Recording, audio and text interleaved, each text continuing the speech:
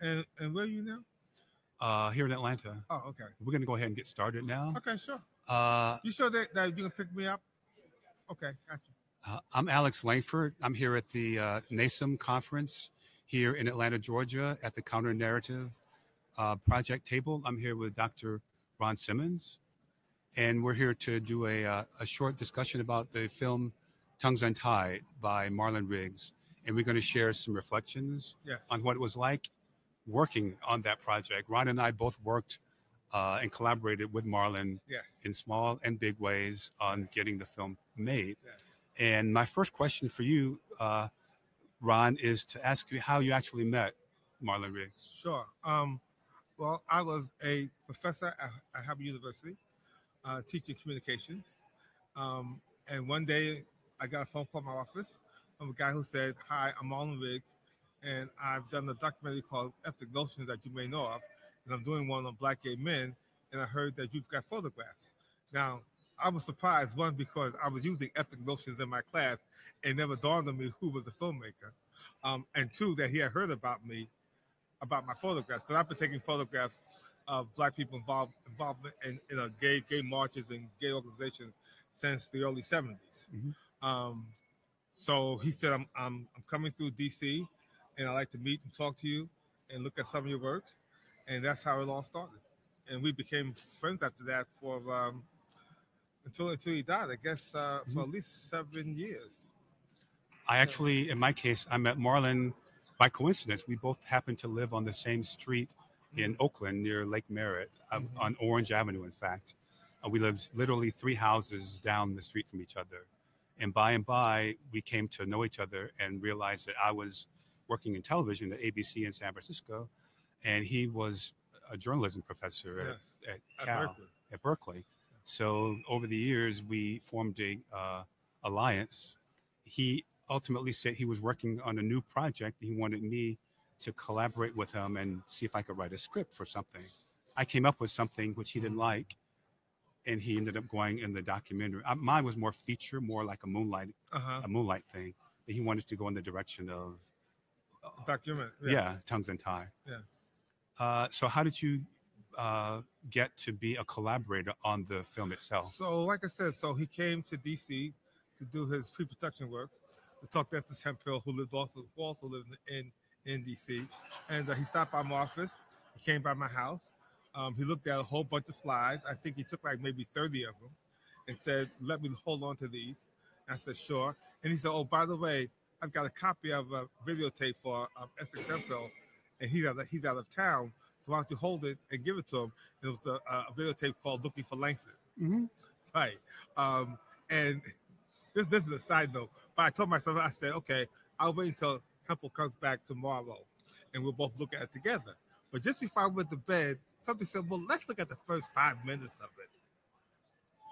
It's The first interesting that 5 minutes of it, you end up looking at the whole thing because it's such an incredible film. it's great that you mentioned looking for Langston, because at that time it's important for younger people in particular to realize there was Tongues Untied, there was Looking for Langston, there was Paris is Burning. There were all these films coming Mm-hmm. out with, they were groundbreaking at the time. Yes. And I think the first, in terms of history, the first film about black gay men uh, that could be called a documentary was 1968, and I can't think of the name of it. It'll come to me. Um, Was it Word Is Out? no, Jason. Oh, the Uh, guy who sat and talked for two right, hours. yes. And I can't think of the name of it. It was something. Portrait of Thank you, Portrait Jason. of Jason, which was a 2 hour film Hmm. about a black gay man in New York City just talking. And he was probably in the 60s by then, just talking about growing up and his experiences. Now, technically, again, in terms of history, you should know that Portrait of Jason is what filmmakers, what film instructors like myself use as an example of what not to do, okay, in a documentary. Because what they did was Jason had a drinking problem. And so the producer got him drunk to make him more whatever.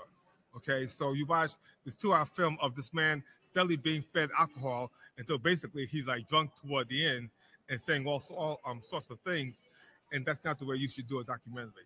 But yeah, So let's focus back to Tongues Untied and talk about the relevance that that film might have today for today's young people, in Mm. today's world in particular. How relevant is it? I think it's quite relevant because the issues that it brings up are still true today, particularly for young black gay men. I mean, the whole issue of identity, about community acceptance, about accepting yourself within your community. I mean, Marlon really showed what it was to go through, particularly living in a city like San Francisco that's predominantly white, and how he had that white asphyxiation, is that the word, at first, because he couldn't quite deal with his color and being gay and the way the black community reacted to it. Um, so I think it's relevant for today in so many ways. The way he deals with the question of AIDS, uh, just so much of it, you know, even having black gay men saying, "I'm not going to let homophobia turn me around," that alone people should listen to. So I think it's a very important film for today, and I do hope more people get a chance to see it. And as I reflect on its importance, I would say that on a more personal level, Marlon chose, rather than collaborate on that uh, the project that I came up with, he chose to make a very, very personal statement. Mm. And I would say that in today's world, it would speak to young people and as a guiding light to say that you can tell your own story. Mm-hmm. That especially with technology and with iPhones and the ability to shoot features like Tangerine, for instance, is a film that was shot on an iPhone.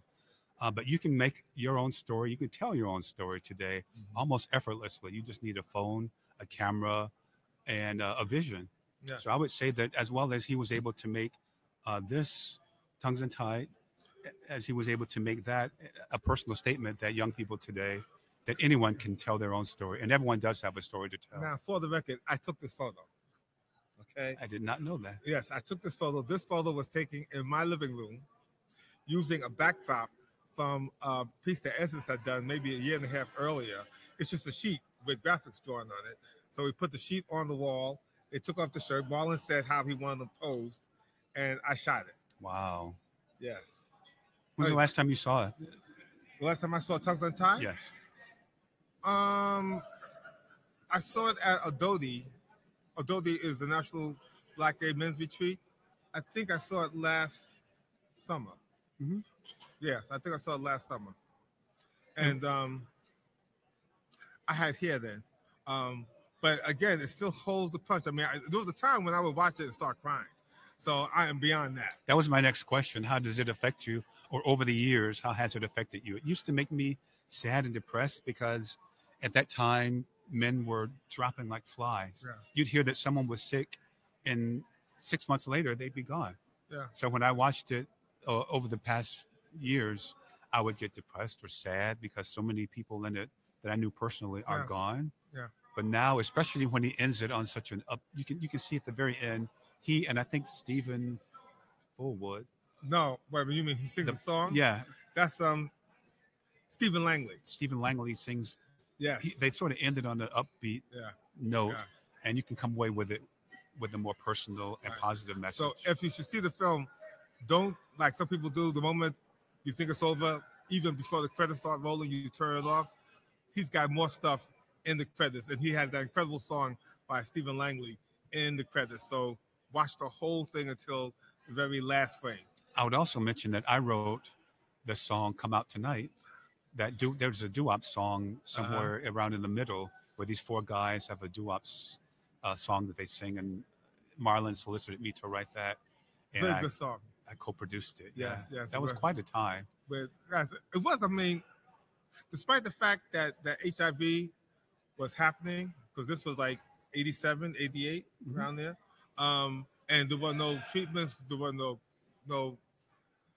pills you could take or anything. Like folks were like dying like flies. They really were. For me, they started really dying heavily in '95. I think in '95. Oh man, we were losing like two guys every 10 days. That's about the time that Sylvester died. I interviewed him, and then the next you look up, he was gone. Yeah. That's the one thing that really makes me sad about HIV, about AIDS, is that it wiped out a generation. I think more than a generation of artists like Essex Hemphill, like Marlon Riggs, like Joseph Beam, and Craig Harris and Donald Woods and just a whole. I could just go on and go on. It wiped them out, and that was such a tragic loss.